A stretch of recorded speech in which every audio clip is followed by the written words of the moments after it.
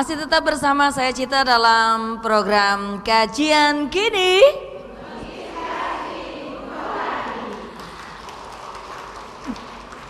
Tadi hampir semua laki-laki yang ada di sini cemberut, nggak enak mukanya gara-gara saya bilang suami itu kepanjangan, semua uang adalah milik istri. Tapi ibu-ibu semuanya mendukung ya.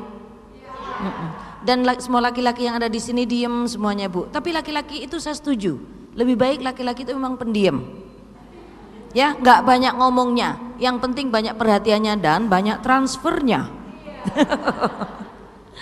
Baik, tidak terasa kita harus berpacu dengan waktu dan kita segera akan memberikan kesempatan kembali kepada Ustadz untuk sedikit memaparkan kembali dan nanti kita akan segera menutupnya dengan kesimpulan Ustadz. Silakan. Tapi begini Mbak Cita.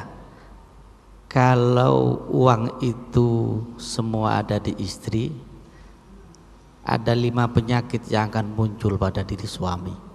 Enggak kasihan tak sama suami?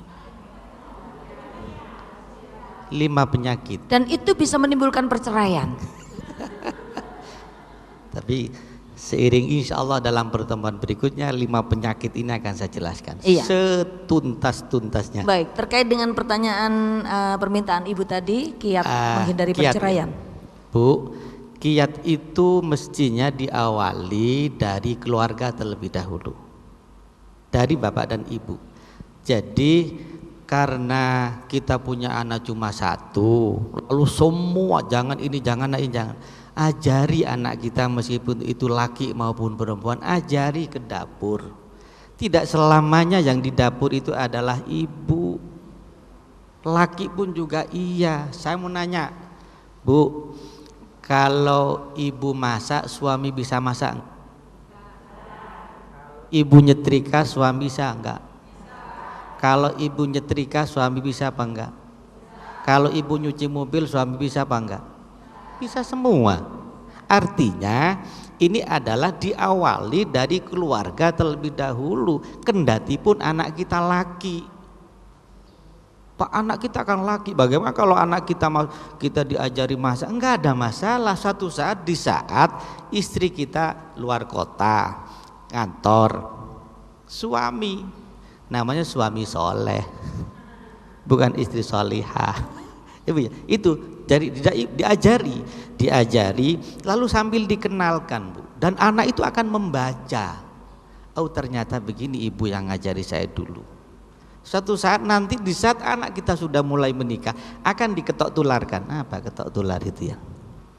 Akan disampaikan kepada anak cucunya. Lalu diajaklah anak itu bermusyawarah. Di saat kita punya ingin mengadakan sesuatu, misalnya anak yang kecil itu diajak bermusyawarah. Jadi anak itu mulai berpikir ternyata saya diorangkan sama orang tua saya diajak bermusyawarah. Yang enggak, yang alah masih kecil jangan oh enggak Bu. Kadang-kadang makhroja jalan keluar itu yang jitu kadang dari anak kita. Cuma karena keegoan kita, alah masih kecil. Jangan. Itu namanya meremehkan anak kecil. Seharusnya Ustadz, anak kecil itu enggak boleh diremehkan karena nanti suatu saat dia bisa bikin anak kecil. Belum ingin tahu contohnya? Tanya. Ingin tahu contohnya? Tuh Ibu ya. Jadi jangan meremehkan, ajak bermusyawarah. Wa amruhum syura bainahum, ajak bermusyawarah.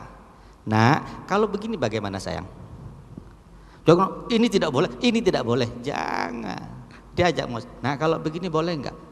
Seandainya pendapat anak itu kurang benar, jawab salah sayang. Oke, benar sayang, tapi mungkin seandainya begini lebih bagus ya sayang. Jadi tidak dihakimi, tidak diadili sang anak. Sehingga sang anak merasa saya ditokohkan, saya merasa diajak dituakan. Percaya diri. Lalu percaya diri muncul. Dari percaya diri muncul itulah sang anak berdiri tegak dan tangguh. Berjiwa besar dan besar. kelak menjadi orang yang besar. Orang yang hebat. Kenapa? Karena ibulah yang ngajari. Makanya al-ummu madrasatun. Ibu itu laksana sekolah. Bagaimana sekolah? Akan melahirkan mahasiswa sarjana yang ahli Quran, di matematika, ahli semuanya. Maka karena ibu akan melahirkan sarjana yang militan itulah, maka persiapkan calon ibu itu sejak dini. akan melahirkan generasi-generasi yang mumpuni. Ya Bu ya. Ojo melongo. Baik Ustadz, namanya kita sudah dibatasi oleh waktu. Mudah-mudahan lain kali kita bisa bertemu lagi dan kita akan mengaji bersama lagi, mengkaji tema-tema yang sedang hits di masyarakat dan bisa menyejukkan hati jamaah. Ibu-ibu, sebenarnya saya bersedih ya, kita harus berpisah, tapi gimana lagi, mudah-mudahan kapan-kapan kita bisa bertemu lagi. Allah mempertemukan kita lagi. Amin. Mudah-mudahan rezekinya tambah banyak. Amin. Sehat semuanya. Amin. Ustadz, salam untuk Ibu. Mudah-mudahan Ibu kapan-kapan bisa hadir bersama kami. Insyaallah. Dan juga semua jamaah yang ada di sini, kami ucapkan terima kasih. Kapan-kapan kita mudah-mudahan diizinkan oleh Allah untuk bisa kembali bertemu. Saya Cita Helmi yang mengawal acara ini mulai awal hingga akhir. Mohon undur diri, terima kasih atas perhatian Anda. Terima kasih kepada ibu-ibu yang sudah hadir di sini bersama kita mengkaji di Masjid Al-Ikhlas, Komplek Merpati Kehutanan, dan juga MKO mengubah yang biasa menjadi luar biasa. Sampai jumpa lagi. Wallahul muwaffiq ila aqwamit thoriq. Assalamualaikum warahmatullahi wabarakatuh. Assalamualaikum. Kajian kini